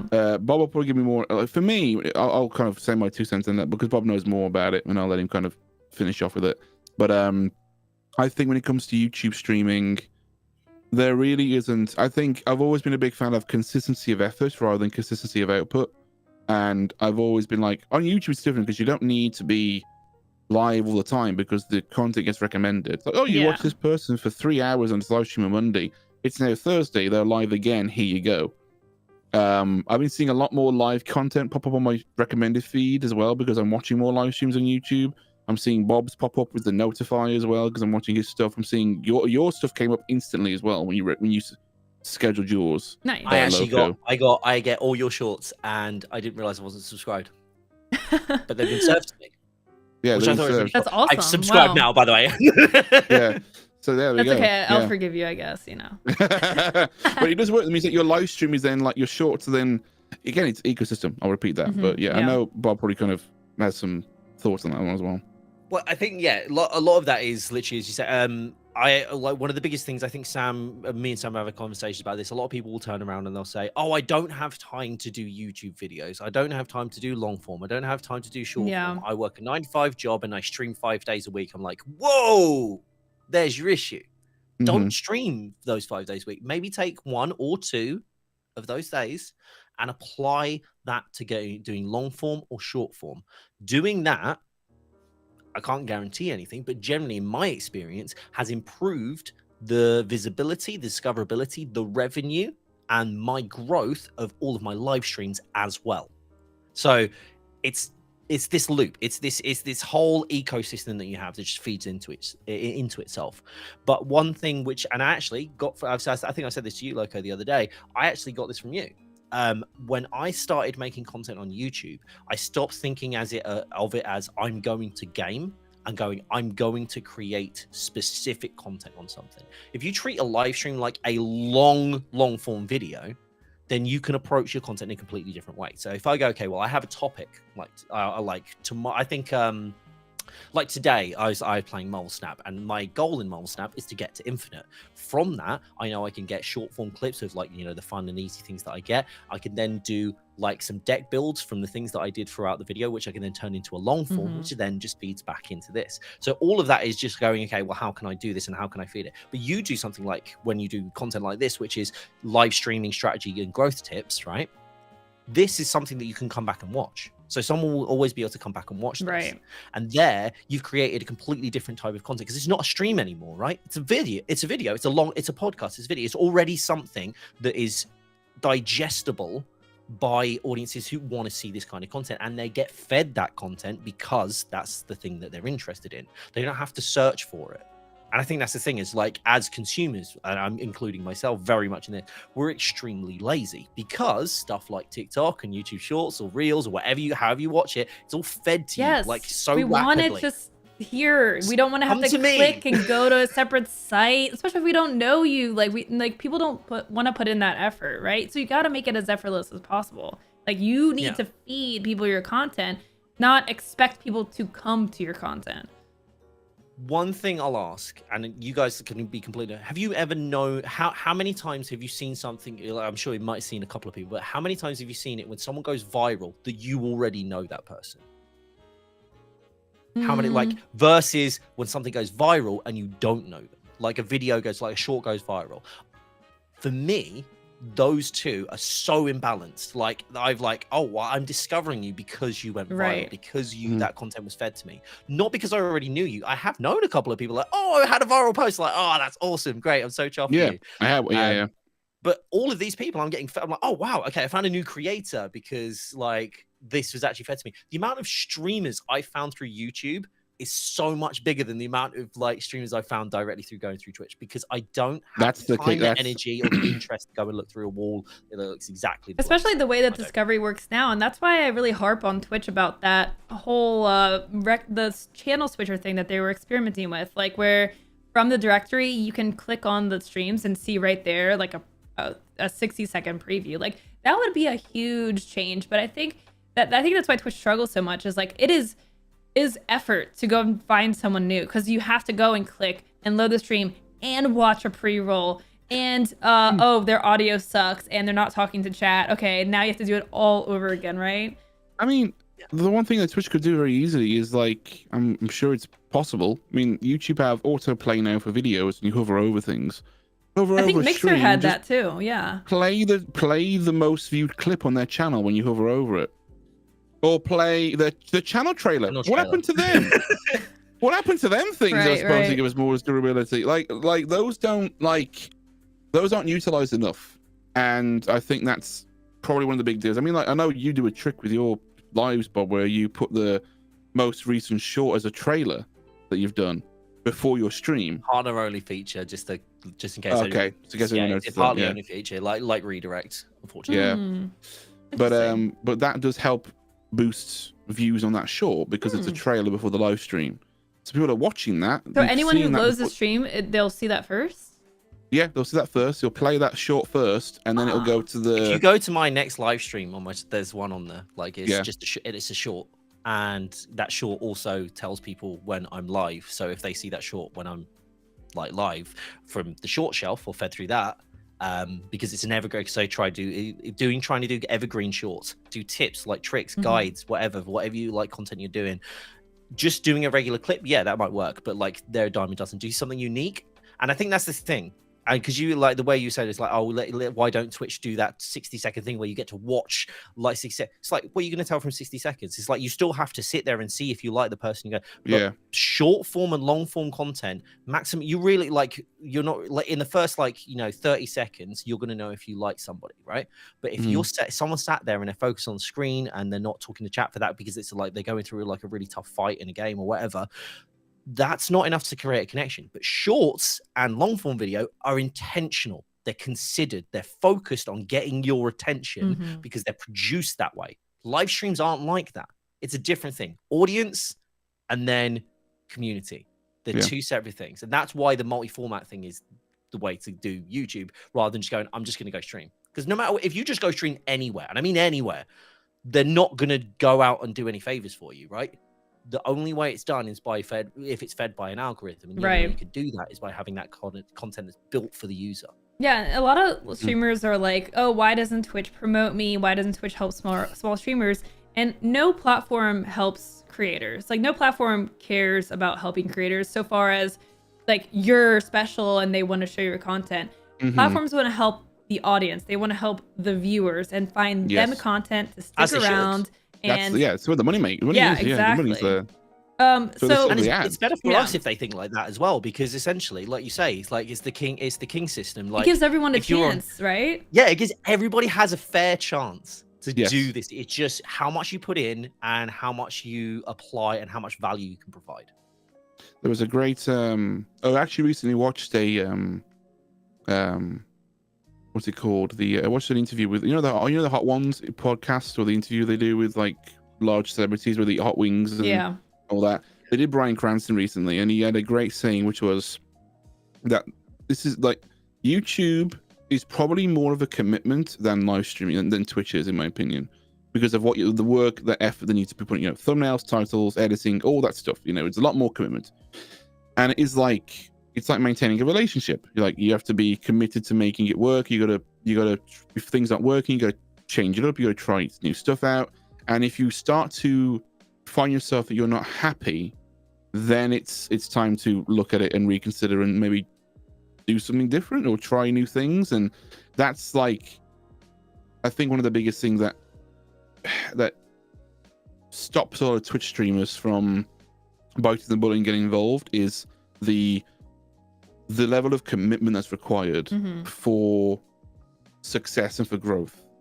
And I think you said this, Bob. It's quick. Coming to monetization is a big thing on Twitch and YouTube, and it's like, I don't know where the quote originates from. But it's like, I think it's quicker to make your first buck on Twitch, but it's easier to make a living on YouTube. Is that right? Was that the quote? Yeah.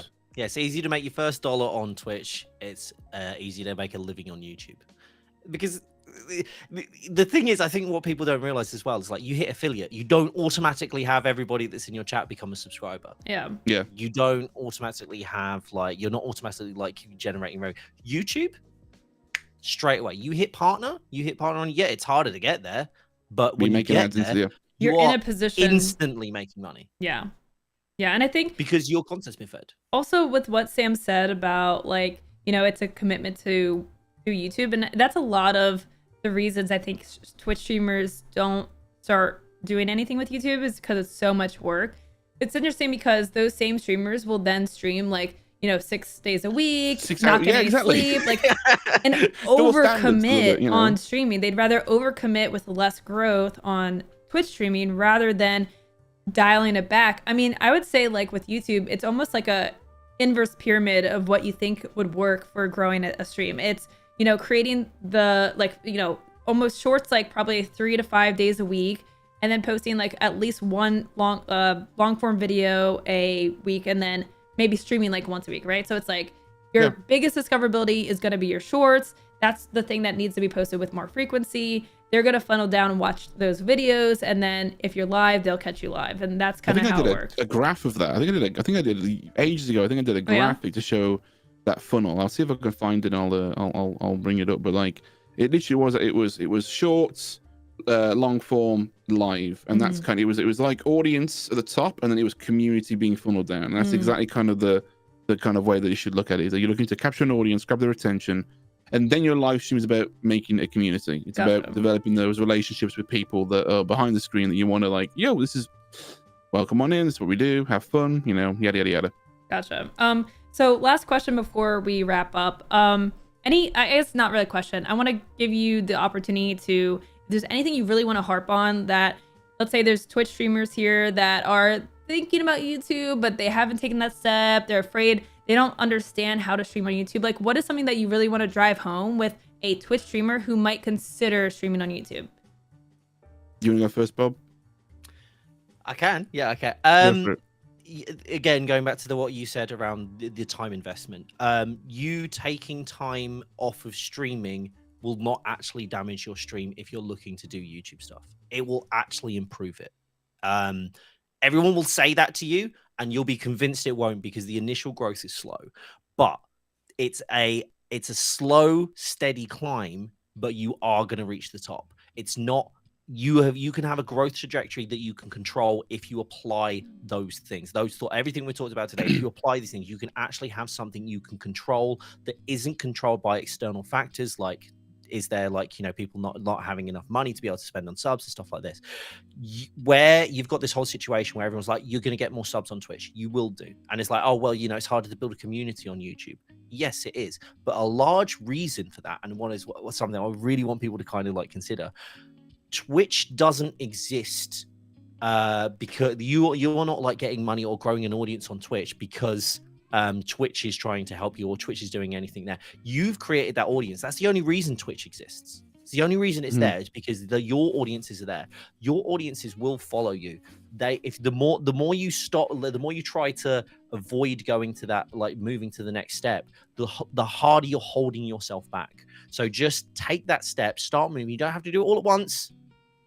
Maybe you stream 1 day a week over on YouTube. Maybe you take one, like instead of 5 days a week on Twitch, why don't you take 1 day to do a YouTube video? Just take 1 day a week, and you don't even have to do that like one video a week. You could do one once like every 2 weeks or 3 weeks or a month, whatever it is. Use that time to be able to do that. And then do some shorts, like use that same day to maybe do some shorts and scripting and stuff like this, and try pushing yourself out of comfort zone. Because the reason, and I think touching what Sam said, where you've got this whole thing where like this is a relationship, right? You don't want to, a lot of the time it's almost too late by the time you figure out that you need to change something up. When you're doing stuff on YouTube, when you're doing multi-format growth, you have the opportunity to change and iterate every single video, and each and every time you can get better. Just try something different again, next time, and then next time, and then next time. And you're like, you'll look back, it'll have been a year, you're now a YouTube partner, you've got money coming through with a revenue stream. You can still stream on Twitch if you have the community on there. You can do all of that. You can do it all, but just spread your time where it's actually going to make the most impact. So if you're sat there going, oh, I'm not getting discoverability on Twitch, maybe it's time to try growing something else and approaching somewhere that's actually going to deliver your content to someone rather than you waiting for them to come to you. Yeah, that was long-winded, but that was me. Very well said, though. I think for me, I it's just a few thoughts really, and like if you are going to commit yourself to growing on YouTube, if you're a Twitch streamer, you need to understand that it's not the same game, it's not the same platform, it's not the same. What you've learned is completely different. Yes, you need to think in terms of content. The idea of creating content is still the same, but the strategy is different. You know, you don't need to be live as long. You need to focus on more long form and short form. And I think that is the big kicker there, is that you're getting your titles, thumbnails, and all that. But I think if you are going to take this in, there are plenty of resources out there that will help you do that, right? Lots of resources. I mean, you got your channel, Lowco, you got Bob's channel, and we've also got mine as well. And like, yep.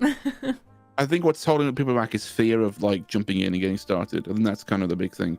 And the other thing is on the Twitch side is if you stop streaming for 1 day to make a video, that revenue isn't going to disappear overnight, and you're not growing if you're not streaming. And if you are streaming and you are live, you're not growing either way. So why don't you just take that risk and go for something that's going to get you more growth down the line? But it needs that commitment to keep going. Absolutely. And Veronimo has, while Sam, I have you, Veronimo says, as a Twitch streamer, the biggest scare for me is having to edit. I've never done it. I don't know what works. I don't know how to do it, and don't want to use paid services to edit videos. Well, what's the answer to that, Sam? Go to my channel. I've actually released a video yesterday that talks about kind of making gaming videos better. So if you are a gaming creator and you want to watch that video, I recommend checking it out. And yeah, That's Sam's specialty. So if you want to learn that stuff, Sam, why don't you type in chat so people can click on your channel? I'll give a quick I don't know if they have a shout out or anything that we could do, but and I think also like one thing to remember, because I am a Twitch streamer who has no editing experience and I am putting content on YouTube.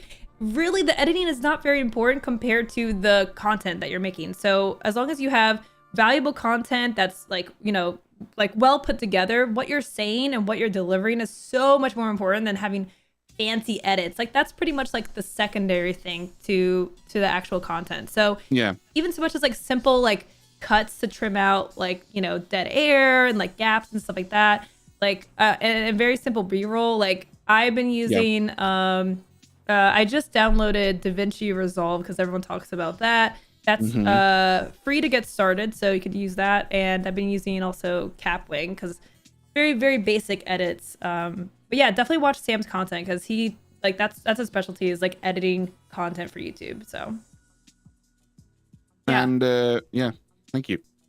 Yeah, absolutely. So that's gonna do it for us. I think we'll have to do more of these in the future because there's just so much to talk about. And I'm sure we could do this for hours, but it's gonna be we would have. Let's do some shout outs. When you said 30 minutes, I was like, that's optimistic. Well, to be fair, Bob talks like a full half that time. Yeah, I was about to say, you invited me in for half an hour. I was like, I'm either going to say nothing or everything. Yeah. I've learned my lesson. Bob, tell us a little bit about where people can find you. And feel free to, I don't know if you can post links in chat or how that works, but feel free to do whatever you need to do. I can link. Can I link? I don't know. Chat? Let's find out. I'll try not to spam chat, but I'll give everybody my main 2 channels. You have to copy pasta. The copy pastas. Yep, I'm allowed. I've not been banned yet. Oh, nice. Yes, it's looking good. If you can't see it might be in the live chat versus the top chat. Top chat. So look at the live chat for those links. Maybe I can repost them and it'll go. Oh, and if anyone is watching from YouTube, can we please make that the default to make it live chat instead of top live chat? Default live chat, please. Here, my links are clickable. Oh, there we go. Wow. Wow. I've been jilted. You've been absurd. Sam, throw your link and I'll copy it. I did post it just, but I will. You did? I don't see it. Do it again. Do it again. There. I did it again. It's there. Why don't I see it? Is it being blocked? I think it I'll is. Post I'll post it in this chat. I'll post it in the chat on the thing. There you go. I'm being suppressed. All right, there's the links. Definitely go and follow both Bob and Sam. If you are not following them, you want to learn more about YouTube, streaming, being a content creator. I mean, this is what we're here for. So definitely hit the follow, or I guess if you're on Twitch or on YouTube, the subscribe button. And hit the like button and hit the bell. Likes. Smash them buttons. Am I doing it right? Am I doing it right? Yeah, you're doing it right. Destroy all of the buttons. Yeah. Just click on everything that you see. Just click on it, all right? And if you want to hit the join button, remember you can do by clicking the join button. That is true. You can join for 99 cents a month. 99 cents a month. It's not even $1. No, it's not even $5 a month, guys. Come on. You cannot buy anything for 99 cents these days, like literally, except a membership on YouTube. So it's a membership on YouTube. Yeah, exactly. Yeah. All right. Yeah. And also, everyone wish Sam a happy birthday. Sam, thanks so much for spending your birthday with us. I appreciate that. Yeah, thank you both, Sam, Bob. We'll chat soon. Thanks for joining me in. Thank you for having us. Yeah, absolutely. Bye. Bye. Bye. All right, there we go. Big thanks to Sam and Bob for joining us today, even though technical issues galore today. Lordy, Lord. Yeah, I need to get some. I think I need some PC upgrades, chat. I think that's what needs to happen. I need to go through my settings. But big thanks to them. They have much more YouTube experience than I do. So even I'm cheating a little bit because I'm like, oh, let me help educate. And I'm like, I'm actually taking notes also at the same time. There's so much to learn.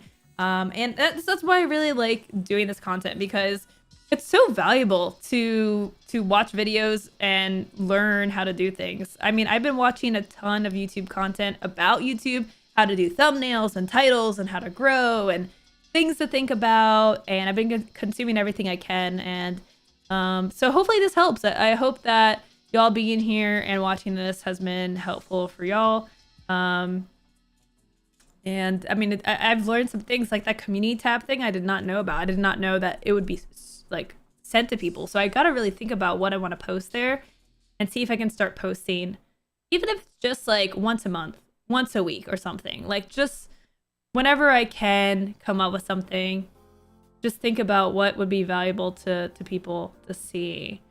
And you can post content that's just for members, like for paid members or for everyone. And I think we didn't talk about it, but I'm pretty sure it's like a good balance to do some free stuff because that's the stuff that's going to get discovered, right? Like YouTube is not going to show things that are paywalled. Like they're going to show things that are available to everyone. So I think it's good to think about. Thanks, Inspire. Thanks. Yeah, sorry about the tech issues today. You know, I will look at my video settings and see if there's anything I can do to improve the quality of the feed, because I did not realize that the feed last week was looking bad, or maybe I forgot, you know, with all the chaos of everything that I do. So I will definitely take a look at that and make sure that I can, you know, get it as crisp as possible. You know, I definitely don't want like a poor quality video. That drives me crazy. So I definitely want to improve that. Let me see. A few other things, I think, before we wrap up the stream today. First of all, I want to check to see if Soft Giving made their statement yet, because we talked about that earlier.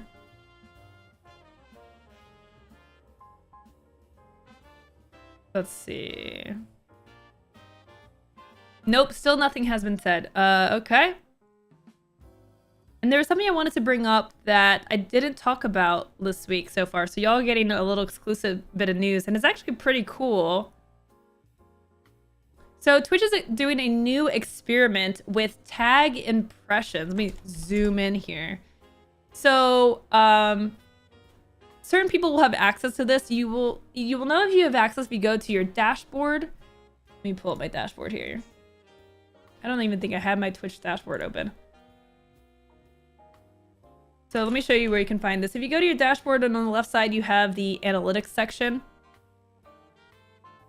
And it's going to be under discovery, I believe. Let's see. I think it says it here. Yeah, it's discovery. So if you go to discovery tag, you'll see potentially this experiment. This is really cool because it shows you actually if your tags are bringing in viewers to your stream. Not only is it going to show you your impressions, and the impressions are if someone searched for a tag. So if someone searched for scary, does your stream appear on the page, right? And so this person had 980 impressions and 49 views from the scary tag. So that means the views are basically people who actually loaded up your stream from searching that tag. So the scary tag got 980 impressions and 49 of those converted into views. That's pretty cool. The unboxing tag got a ton of impressions, but not very many views. So maybe something worth tweaking. I mean, Halloween got 4 views and 200 impressions. That's like, so this is why this is important, is it shows if your tags are actually making an impact and you're actually getting discovery, because Twitch has very few things that actually you can control to get people to discover your stream, but tags are one of them. So you can have up to 10 tags on a stream. So for example, here are the tags that I've been using. The is just kind of like a joke, but I have some identity tags. I have English. I think it's really important to have a language tag, actually. And then Twitch news, stream tips, Twitter, TikTok, stuff like that. So that's what I use for my content, obviously. Yours is going to be different. But then I'm going to be able to see, okay, so how many people are finding me through these tags? And your lowest performing tags, what I would do is I would take those tags away and try something new. Try something more simple. And see what other people are using that are also doing the same type of content as you. So if you play Dead by Daylight, go to the directory, see what tags people are using to differentiate their streams, and see which ones are applicable to you, and experiment with them. And constantly, once you have access to this feature, constantly be getting rid of your lowest performing tags, the ones that have the least impressions and the least views. Get rid of those, bring in something new, see if it does better, and just constantly be taking those lower tags and replacing them with higher performing tags to maximize your chances at getting discovered, I should say. This is really, really cool. I'm really excited about this. I don't have access to it, I don't think, unfortunately, so this is just an experiment, but this is needed to come for a long time because tags have been just not valuable as a streamer because we have no idea if they work. We have no clue. We have no idea which tags are working, like, we're just in the dark here. I mean, it's just so wild that Twitch has not given us this data in the past, and it's taking this long to get there. I think tags can be a way to get discovered, but right now, you know, it's just not there, so.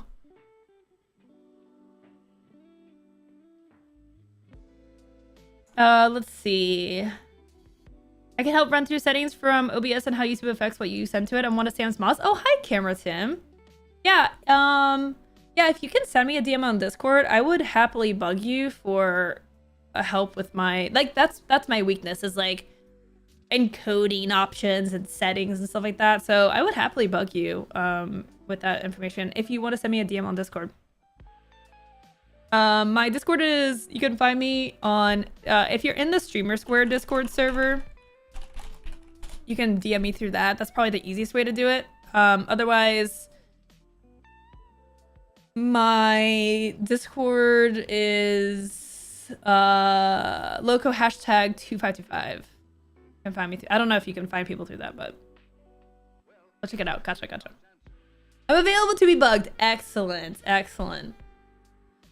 Be nice to figure out proper YouTube settings. Yes, I know. I'm gonna get that fixed. Don't worry.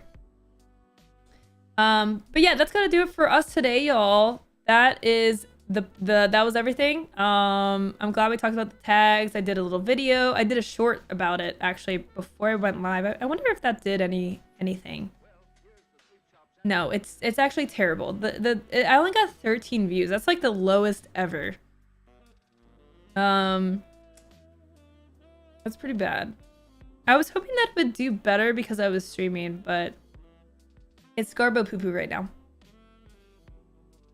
I might end up deleting it and just doing it later. We'll see. But anyways, I have a lot to learn about YouTube. You know, that's the thing. It's not being successful as a creator, being successful on YouTube. It's not just gonna be an uphill thing. It's gonna be a lot of ups and downs. Like, I had, you know, a video a few days ago that did really well. And now I have a short that's doing terribly. You know, it's a lot of ups and downs when you're creating content. You have to be okay with that. You have to be okay with things not working out and just think, yeah, things not succeeding. It can be really frustrating and discouraging. Trust me, I understand. Especially when you're putting so much heart and soul and time into it. Oh my god, really inspired? Nice. But you just gotta keep pushing your content out. You never know which videos will land and which won't, so you just gotta keep trying and experimenting and tweaking and learning from what you're doing. So shorts is all about titles, really? I heard that short titles didn't matter because most things are in your feed. But I do need to add descriptions.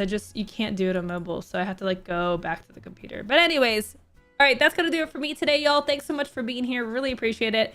My next stream will be on Friday. It's just our hangout party day. So tomorrow on Twitch. You can find me Mondays and Wednesdays also on Twitch, streaming at 11 a.m. Eastern time. If you like this content, that's where I do most of it. So feel free to go and follow me over there. I'm Lowco pretty much everywhere, or Lowco TV on TikTok and Twitter, unfortunately. Lowco TV and Instagram. But I'm Lowco here on YouTube. I'm Lowco on Twitch. And this is me. So thank you all so much for being here. Don't forget to hit the subscribe button if you are new here, if you found my stream. Because I've been posting a lot of shorts and trying to just post more educational content for streamers and creators to learn more. So I'll see y'all tomorrow. Thank you all so much for being here. Have a great rest of your day. And thanks for watching. I'll see you here on YouTube streaming next week. We will try to get a new guest on next week and talk more YouTube stuff. So I'll see you then.